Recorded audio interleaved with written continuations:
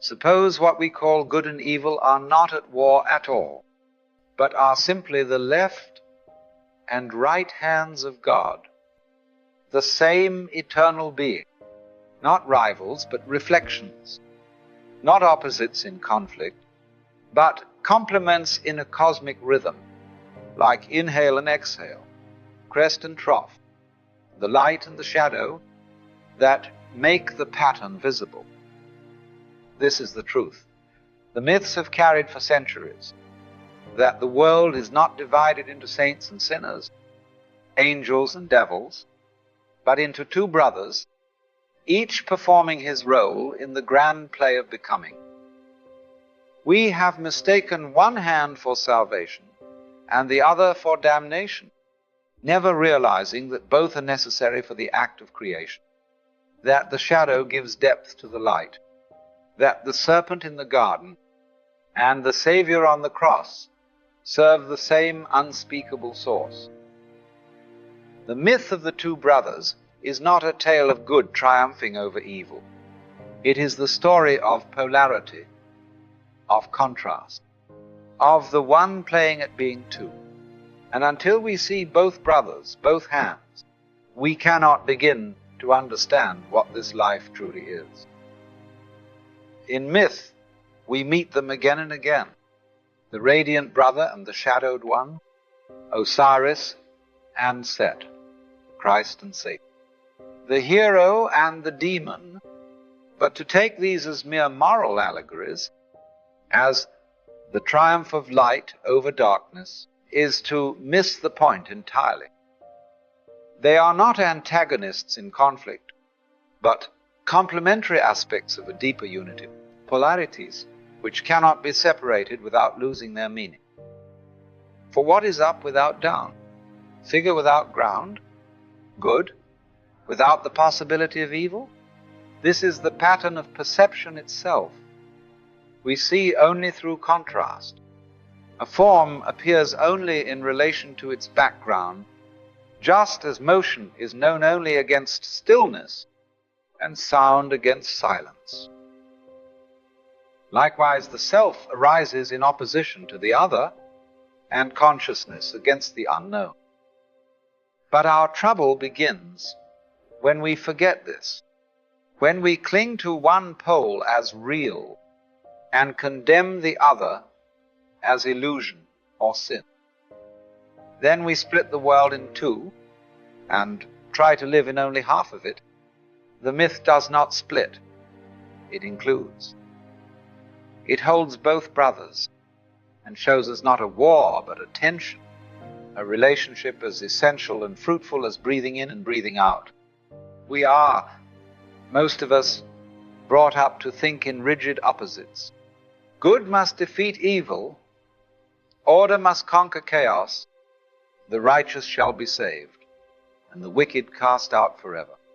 But this is the language of abstraction, not of life. It is the map confused for the territory. For the universe, as it actually moves and breathes, is not made of fixed things. It is a field, a relationship, where what we call good and evil are more like the crest and trough of a wave. You cannot have one without the other.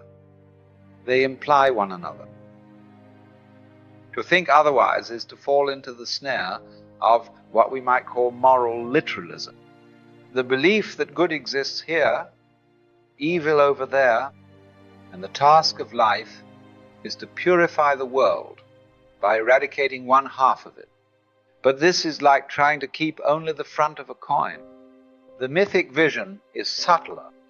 It speaks not in the cold clarity of either, but in the shimmering ambiguity of symbol. It reveals that the serpent and the Savior are not always as far apart as we might think, that both may be agents of transformation, playing roles in a cosmic drama whose meaning is lost the moment we try to flatten it into simple moral categories. In most mythologies, the dark brother is not simply a villain. He is the necessary disruptor, the principle of disturbance, without which there could be no pattern, no clarity, no meaning. For just as resistance gives shape to motion, so the adversary gives depth to the self. It is an error, then, to imagine the so-called devil as a creature apart from God, a rival power, a cosmic outlaw. In the mythic language, the devil is God's left hand. Terrible, yes, but not profane. He plays the part no one else dares to play. The tempter, the accuser, the trickster, the breaker of illusions. He is the fire that burns away pretense. Recall the old image. The serpent who leads to exile from Eden is the very force that awakens consciousness. And even in the Gospel of John, we are told that Judas was chosen not as mistake, but as fulfillment, that the scriptures be accomplished. This is not to glorify cruelty or chaos, but to see that in the pattern of the whole, the dark brother is not outside the play. He is inside it. He is the play, the friction, the shadow, the pressure that makes possible revelation. The real danger is not his existence, but our refusal to recognize him as part of ourselves. But inevitably the question comes, if both hands belong to God, then what of the unthinkable? What of rape, of murder, of the human capacity for cruelty that shatters the soul? If we say the dark has its place, do we dare include even this? Let's not confuse this with sentiment. This is not a moral excuse. It is a recognition that the darkest horrors are not proof of a broken world. They are evidence of how deep the game goes. For what would a world look like where no harm was possible, where every danger was padded, every action predetermined, every outcome safe? It would not be a world. It would be a simulation. The price of real freedom, the kind that makes love mean something, that makes courage possible, that makes betrayal cut deep, is the risk that a man might choose the unthinkable, not because God wills it, but because to remove that possibility would be to unmake the entire pattern. And yet even here, the dark brother is not a glitch in the system. He is part of the architecture, the tension that reveals what we are. We are not here to worship the shadow, nor to run from it. We are here to see it and to choose, not innocence, but consciousness. Because until you've seen what you're capable of, you don't know what your goodness is worth. The illusion, you see, is not that opposites exist, but that they exist apart. The myth does not ask us to choose between the brothers.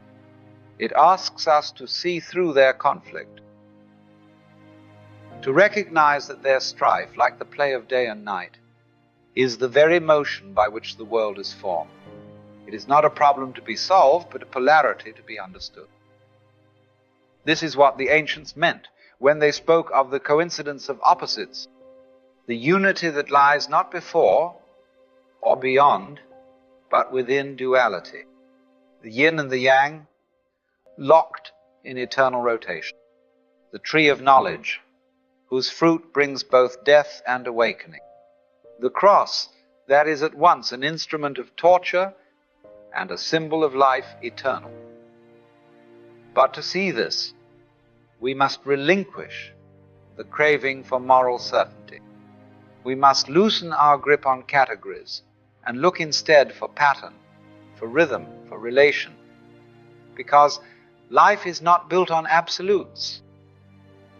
It is woven from tension, from contrast, from movement between poles.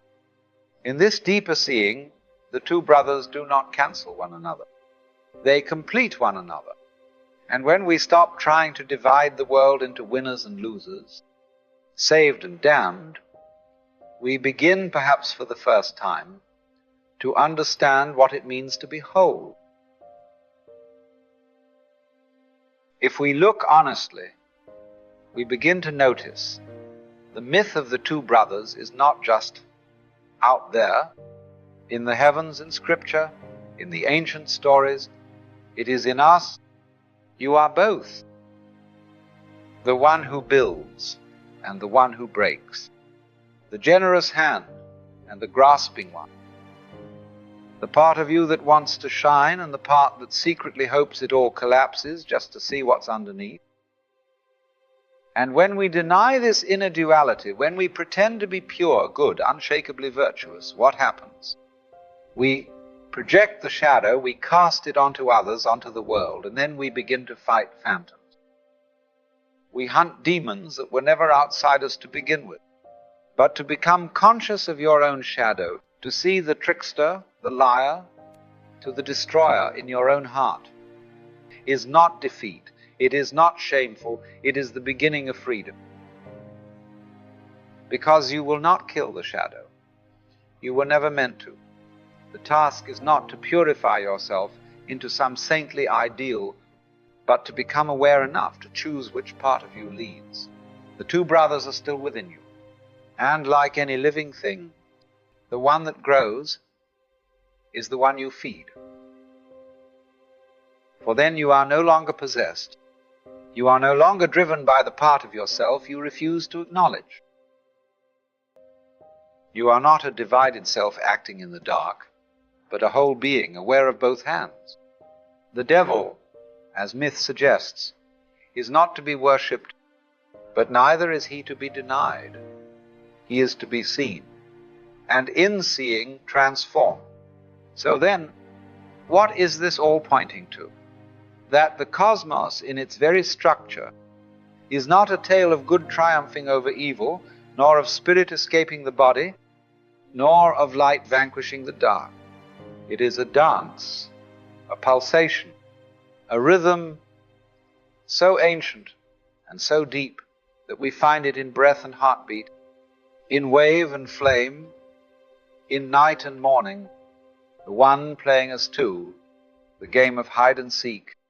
And when you look closely enough, with eyes unclouded by fear and ears uncluttered by doctrine, you begin to hear it, the laughter of the gods behind the masks, the harmony that holds tension without breaking it, the play of the two brothers, each in his part, each in his place, each completing the other. We do not need to solve this, only to see it. We do not need to be rid of our demons, because we never truly lose them. We only learn to live above them. And once you see clearly, you stop running from the shadow. You realize there is no war to win. There is only this great, mysterious unfolding, guided by two hands that were never apart.